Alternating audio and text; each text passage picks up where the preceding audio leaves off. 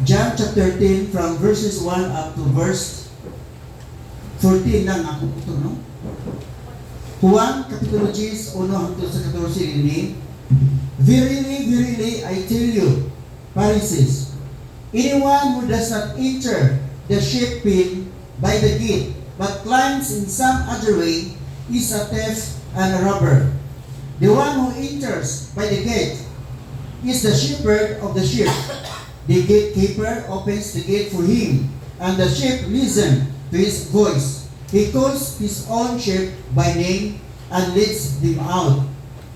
When he has brought out all his own, he goes on ahead of them, and his sheep follow him, because they know his voice. But they will never follow a stranger. In fact, they will run away from him, because they do not recognize a stranger's voice. Jesus used this figure of speech, but the Pharisees did not understand what's telling him. Therefore, Jesus said again, verily, truly, I tell you, I am the gate for the sheep. All who have come before me are the thieves and the robbers, but the sheep have not listened them. I am the gate. Whoever enters through me will be saved. They will come in and go out and find pasture. The thief comes only to steal and kill and destroy. I have come that they may have life and have it to the full.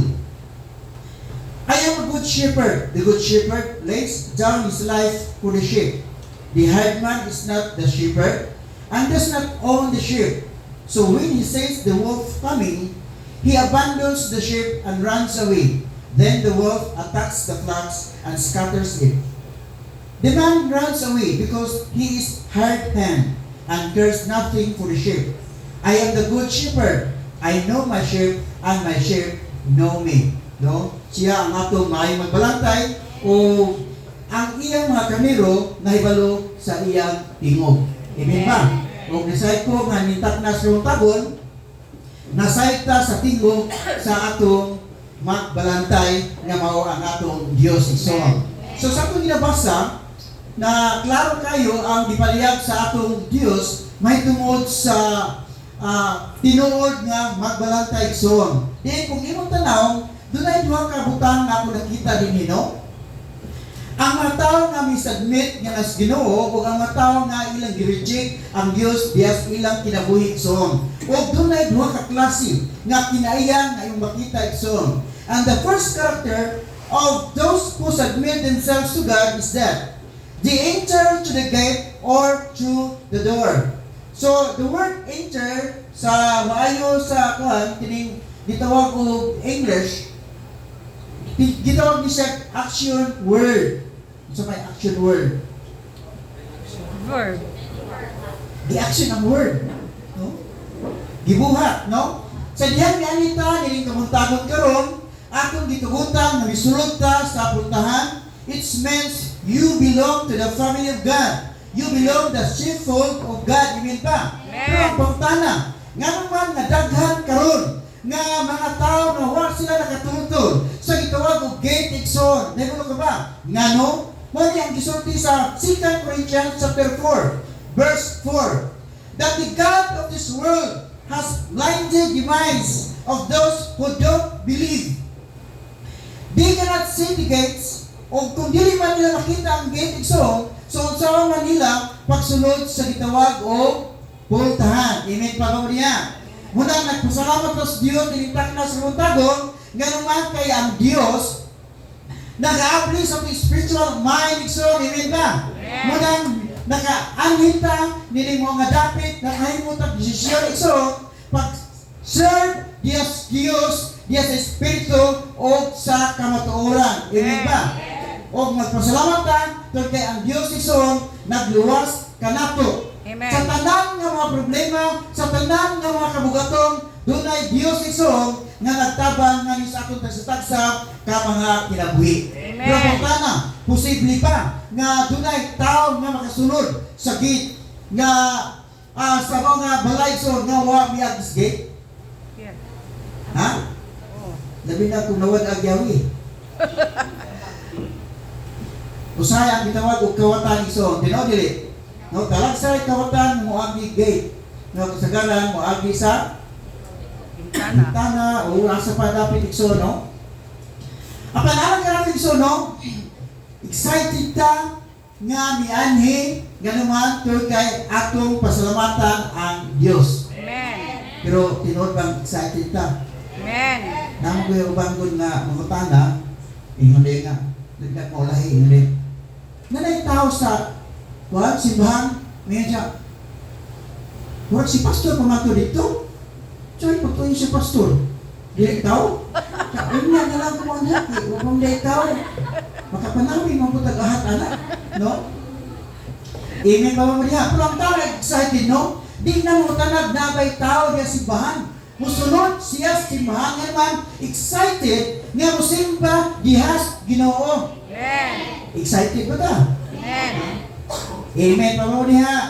No? Unya, ang problema ba, usahay ako makita nga di ka excited kay panahon sa simba, no, panahon nga maghimong tao sa gitawag nga pagsimba, ang mga nag-istorya lang. Ang mga mo nagsipog kubi sa iyong cellphone. Api nila wa nakita sa pastor, nakita na sa pastor, pero nagpayong lang pastor. Kung ang pastor nakakita man, mas labaw ang Diyos na nakikita sa atong gibuang igsoon. Amen pa mo niya. No, yan, ang problema ba, grabe ta nga makakling ngadtos Ginoo. Lord, nangingam biya ka Ginoo, seek ye first the kingdom of God. Ako biya kang gisik primero, Lord. Misimba biya ko Ginoo. No? Dahil nag-expectata nga minang mga simana, i-bless tas Ginoo, expectata minang simana, ang Diyos maghahatag ng grasya, protection, igsoon. Pero sa tinuod igsoon, wag yun ta, nagsimbas Ginoo, diha sa kamatuoran. Amen, pabaw diha. Muna si David igsoon, ngayon siya, in the book of Psalms 100 verse 4, enter into his gates with thanksgiving and his courts with praise.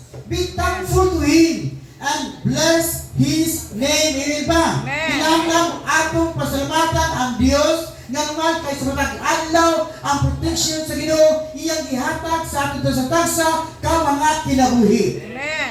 Matag adlaw gihatag ang probation sa Ginoo. Matag adlaw gigiyahan sa Dios igsoon. Muna si David siya. Bless his name. Amen. Amen. And the second characteristic song of those who submit themselves to God, not only that they enter to worship, but the second thing is song, they listen to the small voice of the shepherd.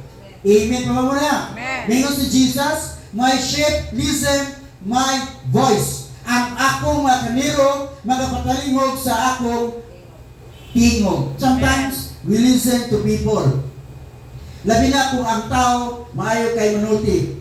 Grabe ta nga makapaminaw igsoon. O dili, ato makita ka ng tao nga urag tubig-tubigan, dali na kay ta maminaw. Tinuod dili. Tinuod dili. Bisan ba sa pamilya ka, ang dakong tingog katutkurtahan. Kaya kung ikaw o kay kwarta niya, tingog ka, hindi ka mahimo. Tinuod dili. Sige, ito. Ito. Pero mo din ay akong nakita igsoon. Doon ay siya ka. Nagtapok ito nga kanagsoon sa akong magulang. Nagtapok sila mga apa ba? Mga iyang mga pamilya ba? So, dahil kayo siya apo, dahil siya mga igsoon. So, nagtapok sila. Kato itong pobre,